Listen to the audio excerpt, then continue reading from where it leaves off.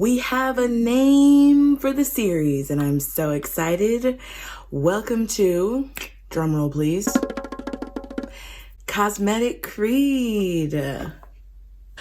Ooh, yeah.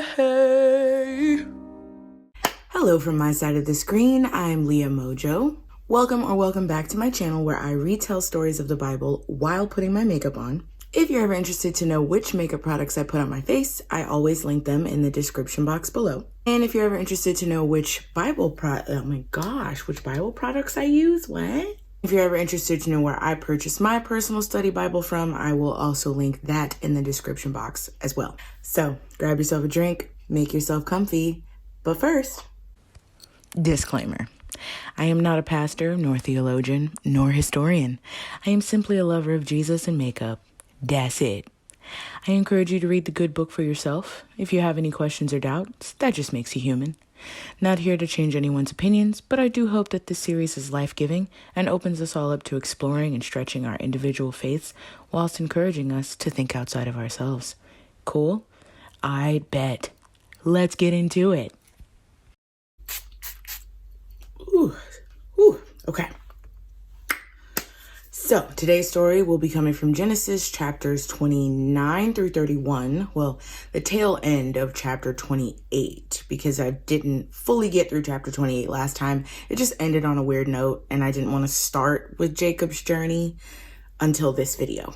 Okay, so today we're starting with Jacob's journey. Last week we talked about Jacob stealing his brother's blessing and his birthright, and getting sent away to stay with his uncle Laban to find a wife among his daughters. We're going to pick up with Jacob traveling to Uncle Laban's house, which is a pretty good distance away, because he ends up having to stop for the night, and he chooses this place in the middle of nowhere. Like, he had to find a rock to use as a pillow. So my boy had no options. So he's using this rock as a pillow, as a place for the night to get some sleep. And he ends up having a dream. Now, in the dream, he sees a stairway from earth all the way to heaven. And angels were like going up and down the stairs, descending them and ascending them. And at the very top of the staircase stood the Lord. He was like looking down at everything. And God tells Jacob in this dream that he will give him this land in which he's sleeping in. And that he will also give it to all of his descendants and make them as numerous as the stars. And that he is with Jacob, no matter where he goes, he will always bring him back to this land that he's promised him. And he will not leave him until he's fulfilled this promise. See this pattern here that's emerging within this bloodline? Happened to his dad, happened to his dad's dad. So this same promise is just continuing throughout the bloodline. So when Jacob wakes up, he a little shook because he didn't realize I must have fallen asleep on holy ground. I didn't realize that this ground was a hot spot for holy activity. You know what I mean? So he decides to name that place where he slept and had the dream, the Gate of Heaven, not to be confused with Heaven's Gate. That's a cult. Anyway, so he ends up using the rock on which he slept as a pillar, and he pours some oil on it, and he names the area Bethel. Now, the area already had a name. I think it was called Luz before he came along, but he wanted to rename it, so he named it Bethel. And Bethel means house of God in Hebrew. And he makes a vow right there saying that if God be with him throughout his journey, provide food for him, water for him, and return him safely home to his homeland, that he would serve him for all of his days, and that he would be his God forever, and that pillar that he poured the oil on would be his house. And also he promised to give God 1/10 of everything that he acquires in his life. So everything that he owns, God gets 1/10 of it. So he continues on his journey, and he ends up in this area that's super close to where his uncle Laban lives. And he notices this watering well with a bunch of these flocks of sheep around it. And this well was mainly for watering the sheep in that area. And the shepherds would gather all of the sheep around the well at that time of day and they would open the well up, which required rolling away this massive, heavy rock that was guarding the entrance to the well. And then they'd let all the sheep drink from the well. And then after the sheep were watered, I guess, they would close the well by rolling the rock back in front of it. So Jacob shows up around this time that the sheep normally get watered. He sees some shepherds just kind of chilling, waiting for the well to be open. He goes up to these shepherds and he starts talking to them, and he's like, hey, where are you guys from? And they're like, we're from this place called Haran. Side note, Haran is where Jacob's uncle Laban lives. So Jacob's like, that place sounds familiar. Would you happen to know a Laban, son of Nahor? And the shepherds were like, yeah, we know Laban. What's up? So Jacob's like, well, how is he? You know, is everything good with him? Is he well? And the shepherds are like, yeah, he's good. As a matter of fact, here comes his daughter Rachel now with the sheep to make sure that they get watered. So Jacob is like, cool. But I have a question. So why are you all waiting for all of the shepherds to come to water your sheep? Like, why not just water your sheep as you get here? And then that way you can just leave after you're done watering them. Like, go on about your day. And the shepherds are like, nah, can't do that. See, the stone is mad heavy. So it takes all of the shepherd's strength to actually roll it away. And Jacob's like, oh, okay, I see. So while Jacob and the fellas are chatting about the mechanisms of this well and why the stone is so heavy, Rachel comes up with her father's sheep waiting for the stone to be rolled away. So Jacob peeps her out of the corner of his eye or whatever as she's coming up. And he doesn't say anything quite yet. But in his mind, I'm sure he was like, shawty a little baddie. She about to be my booty. So he walks over to this well and single-handedly rolls the stone away. You know what I mean? Trying to show off all of his strength, you know what I'm saying? Trying to impress her or whatever. He knew she was watching. And then once he moves the stone, he proceeds to water her sheep for her. Okay, Jacob, we see you, sir. Obvious flex, but okay. So he then tells her that her father is his uncle, so he's family. And then he kisses her on the cheek and starts crying. What? Is this how flirting happened back in the day? I don't. But anyway, it must have struck a nerve because she goes and she runs and tells her father. So Daddy Laban comes and he sees Jacob. He's like, oh my God, my nephew.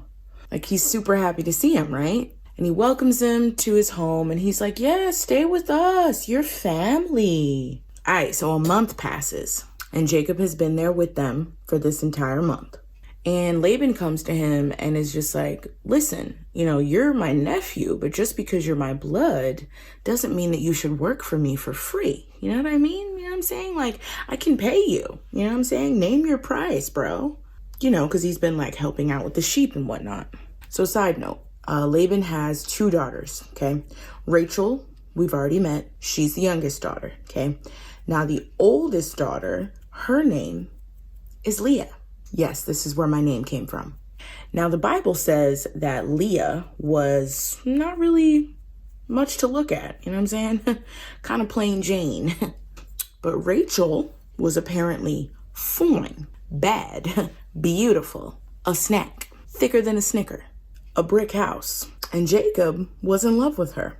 So he tells Laban, listen, I will work for you for 7 years in exchange for your daughter Rachel's hand in marriage. And Laban is just like, well, better you than some other yahoo. It's a deal. Welcome to the family, son. So Jacob works for his uncle for 7 years. Everyday slaving, everyday labor. But those 7 years were like mere seconds to Jacob because of his love for Rachel being so deep. And at the end of the 7 years, Jacob's like, all right, give me my bride. Time is up. So Laban's like, okay, cool. So he throws this massive party to celebrate the union of Jacob and Rachel. And he invites all the neighbors and stuff. It's, it's one big party. You know what I'm saying? It's all fun and games, right? Right? But that night, Uncle Laban decides to bring Leah to Jacob's tent instead of Rachel. And Jacob sleeps with Leah instead. At first I was like, okay, but what was Rachel doing? I'm pretty sure on my wedding night, I would know something's up if I'm, I don't know, not with my husband. Apparently Laban had Rachel chilling with his servant all night, like a babysitter. And when morning came, there was Leah. Bruh, first of all, how dark was this tent? And I'm like, drinks had to be flowing at this party because you had to be wasted to not notice that this was not your wife. I mean, I know it's dark, but can you not tell by looking at her? Can you not tell? I mean, they had to have different figures, different body shapes, you know what I'm saying? Y'all gonna throw shade at Leah talking about she ain't look good or nothing, and then gonna talk about Rachel like she was a whole baddie, you know what I'm saying? You better be able to tell the difference. Even in the dark, I don't care. So for lack of a better word, Jacob is pissed. My boy is upset. He's been hoodwinked, bamboozled, deceived. So he goes and he finds Laban and he's just like, bruh, why would you lie to me like this? Why would you deceive me? Why have you tricked me? And Daddy Laban is like, well, son, it's not in our custom to marry off the younger daughter before the older daughter. So finish your bridal week with Leah, and then I'll give you Rachel in exchange for another 7 years of labor.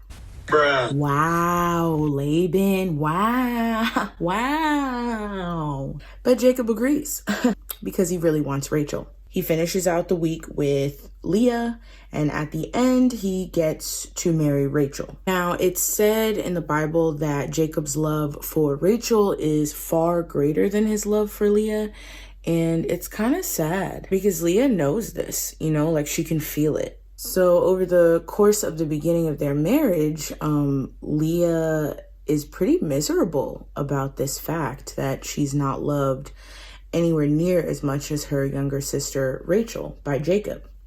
And the Lord sees this, and he actually ends up blessing Leah with a pregnancy. So he blesses Leah with a son, and Rachel remains childless. And Leah names her son Reuben. And she feels like the Lord has seen her misery because he blessed her with a son. And surely her husband Jacob will love her now that she's given him a boy. So she ends up getting pregnant 3 more times with 3 sons, and she names them Simeon, Levi, and Judah. And the whole time she's popping out sons so that Jacob will love her more. And I'm just reading that like, ouch. Mind you, all of these kids' names have meaning to her. Like Reuben was the Lord seeing her misery. Simeon was because the Lord saw that she wasn't loved. Levi was that she'd given Jacob 3 sons. And Judah was praises because God had given her the ability to have these sons in the first place. All right, so meanwhile, Rachel is still not pregnant and she's getting super jealous of her sister Leah. So she tells Jacob, you better give me children or I will die. She was just that dramatic. I mean it. Like the Bible actually says that she said that to him. And Jacob is like, oh, so this is my fault. Am I God? Am I the one keeping you from getting pregnant? So Rachel pulls the same trick that our old buddy Sarah pulled with Abraham. And she tells Jacob, fine, you know what? Take my servant girl, Bilhah. Have kids through her. I'm like, were these maids like old school surrogates or what? Because I'm not about to just be giving my man no girl to sleep with. You know what I'm saying? But Jacob takes the servant girl Bilhah and gets her pregnant. So she gives birth to a son and she names him Dan. Dan also held meaning. That name meant that the Lord had vindicated Rachel because she's having kids now, right? Trying to catch up with her ugly sister.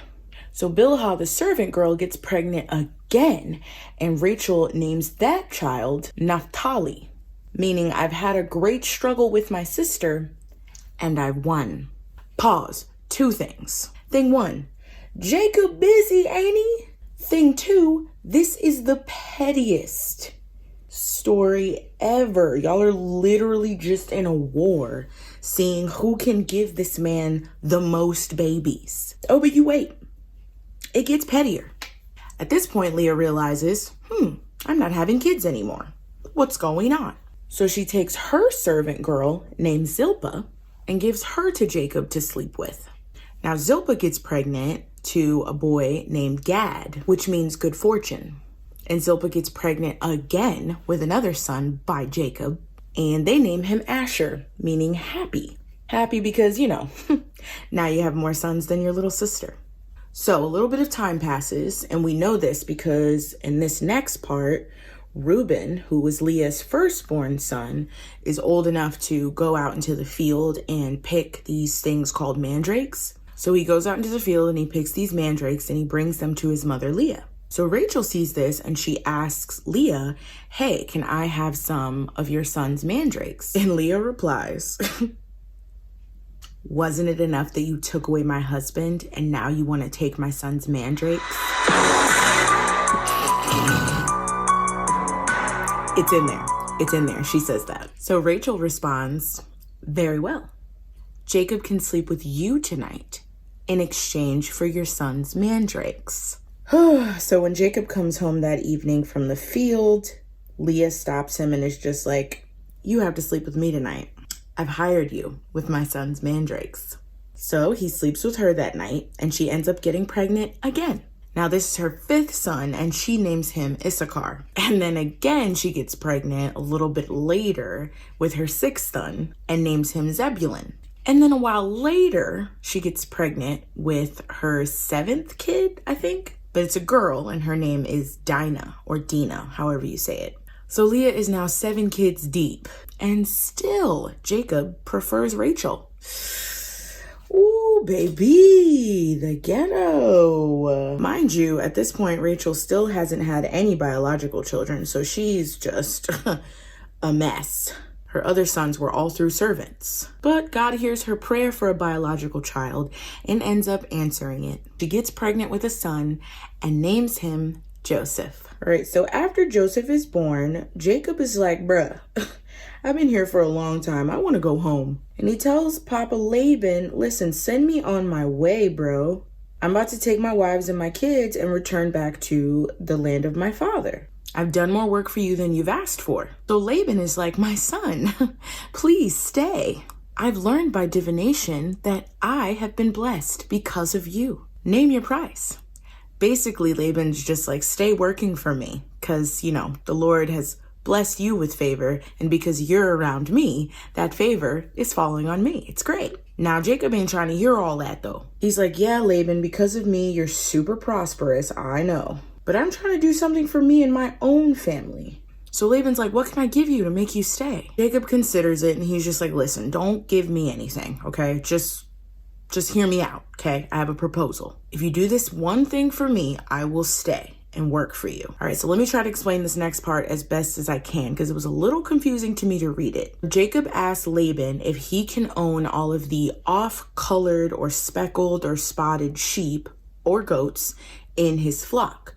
The ones that are there now currently, and then the ones that are going to be born in the future. Laban agrees, but I'm sure he has a plan up his sleeve to try to trick Jacob, much like he cheated him to get 7 years of free labor to marry his daughters. Now, mind you, most of the sheep and goats in Laban's flock were all white, but Jacob specifically asked for these colored or speckled spotted sheep or goats to be his wages. Now, he also told Laban, listen, if any of my goats or sheep end up white, you can count them as stolen because I only asked for the ones that were colored. See, Jacob was doing a little breeding project to make sure that Laban didn't cheat him again. And it worked pretty well because he ended up getting pretty wealthy off of these spotted, speckled flocks.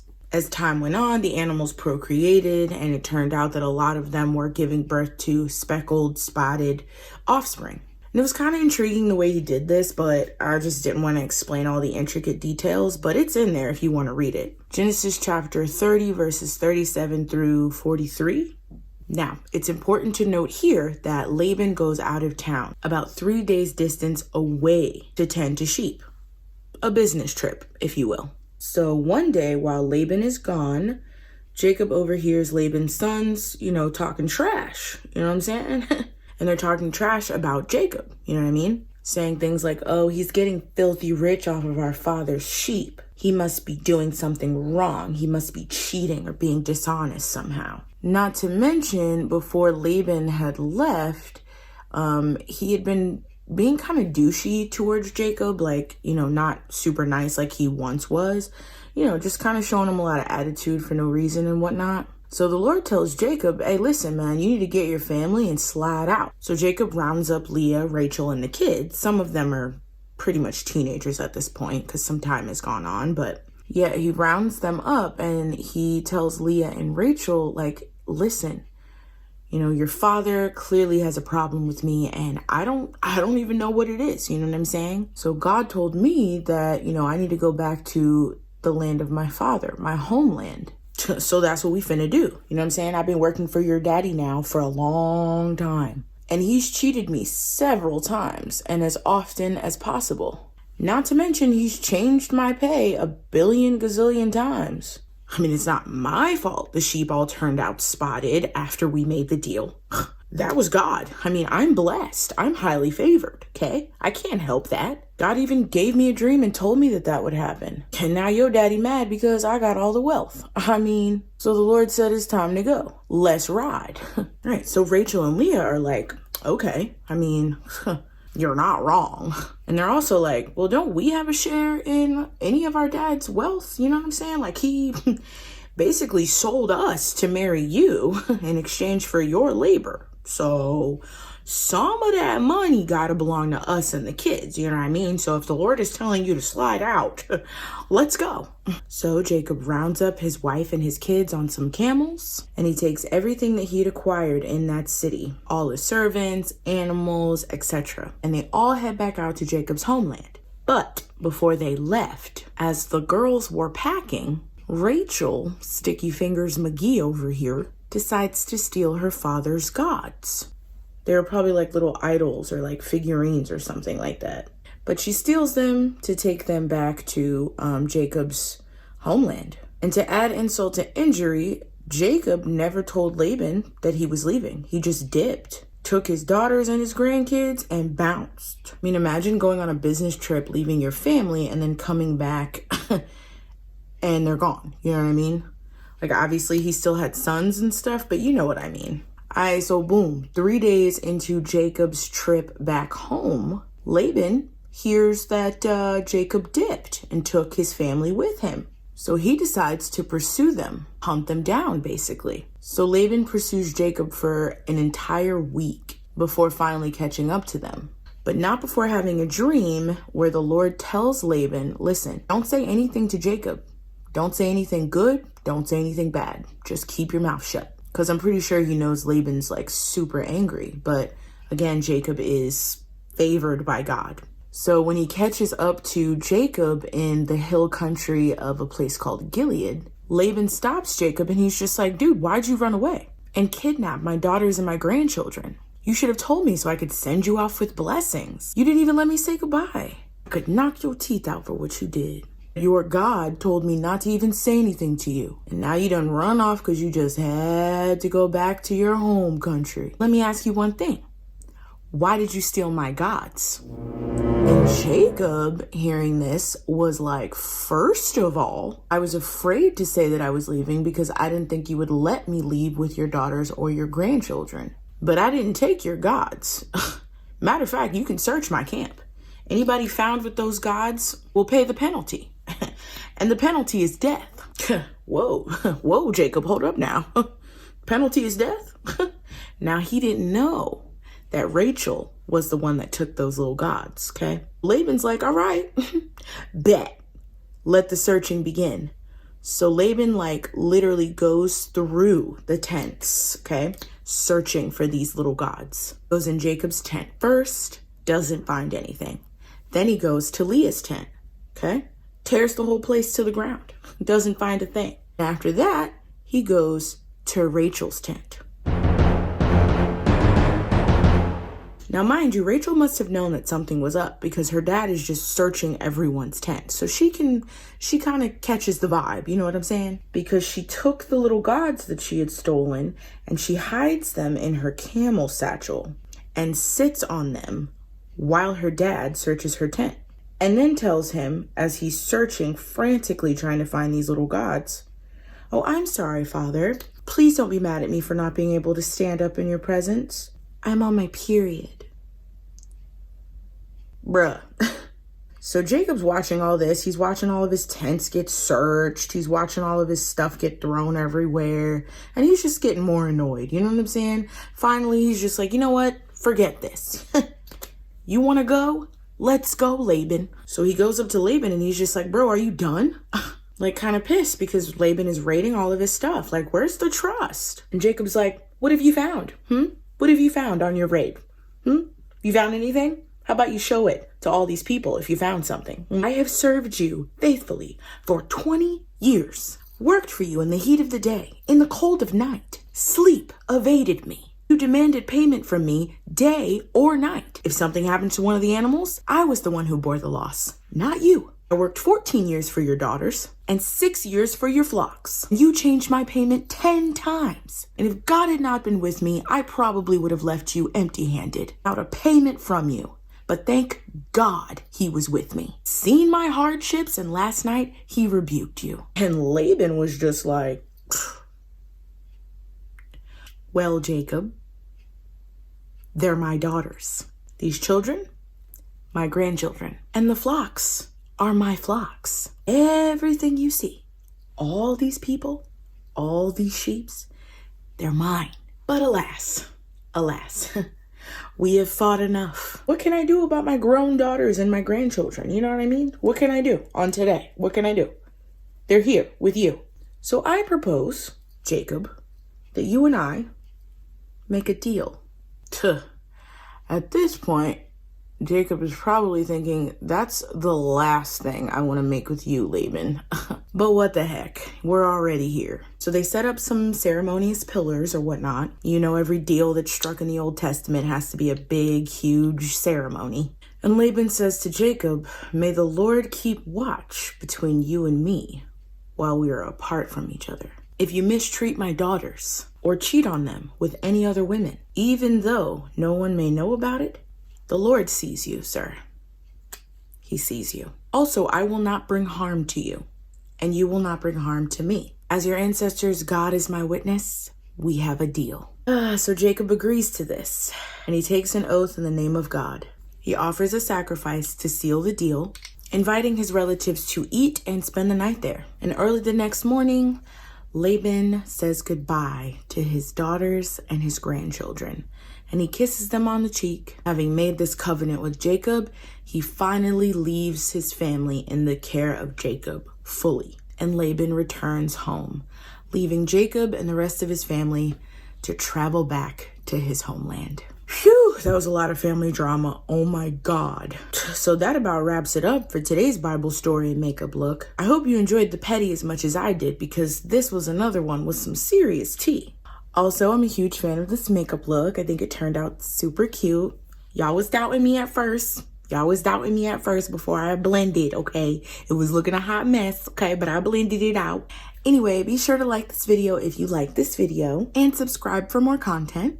Follow me on Instagram because that's where I be. And I will see you guys soon for next week's story, where we continue with Jacob and his family, and definitely his ratchet children, okay? Love you. Bye.